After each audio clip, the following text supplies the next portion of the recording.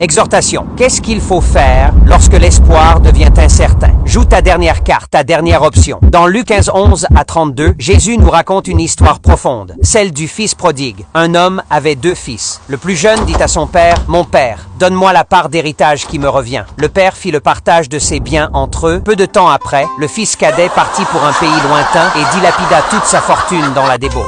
Quand la famine frappa, il se retrouva dans la misère, travaillant comme porcher. Il aurait voulu se nourrir des caroubes données aux bêtes, mais personne ne lui en donnait. C'est alors qu'il revint à lui-même et dit, « Chez mon père, les ouvriers ont du pain en abondance, et moi, je meurs ici de faim. Je me lèverai, j'irai vers mon père, et je lui dirai, « Père, j'ai péché contre le ciel et contre toi. » Ce passage nous enseigne plusieurs vérités puissantes. D'abord, nous devons saluer le courage du fils cadet. Décider de prendre son indépendance, vouloir gérer sa vie, ce n'est pas un mal en soi. Mais là où tout a basculé, c'est dans la mauvaise gestion des ressources et l'oubli de la source. Lorsque tout s'effondre, il comprend qu'il lui reste une dernière carte à jouer, revenir à son père. Cette carte, c'est la suprématie de Dieu, son amour inébranlable, sa compassion infinie et sa provision sans limite. Bien-aimé est dans le Seigneur, quelle que soit la profondeur de ta chute ou la noirceur de ta saison, ne perds jamais de vue l'amour de Dieu pour toi. Son amour dépasse tes fautes, tes erreurs et même tes jours les plus sombres. Quand le fils prodigue a décidé de jouer sa dernière carte, tout a changé. Son père, en le voyant de loin, accourt vers lui, le prend dans ses bras et l'embrasse. Avant même qu'il ne finisse sa confession, le père ordonne, apportez le plus bel habit, une bague, des sandales, préparez un festin. Mon fils était mort et il est revenu à la vie. Il était perdu et il est retrouvé. Quel amour! Un père qui ne condamne pas, mais qui restaure, réhabilite et réjouit le ciel à ton retour. Pour conclure, j'aimerais nous inviter à jouer toujours notre dernière carte. Quand ton espoir s'éteint, ne baisse pas les bras. Quand les options s'épuisent, rappelle-toi ta dernière carte, Dieu lui-même. Appuie-toi sur sa grâce, son amour et sa fidélité. Avec lui, même les histoires les plus brisées reprennent vie. Sois encouragé et reste béni au nom puissant de Jésus-Christ. Amen. Si tu as écouté cette vidéo jusqu'à la fin, dis-moi ce te retienne dans cette écoute et n'oublie pas de partager et d'aimer. Merci.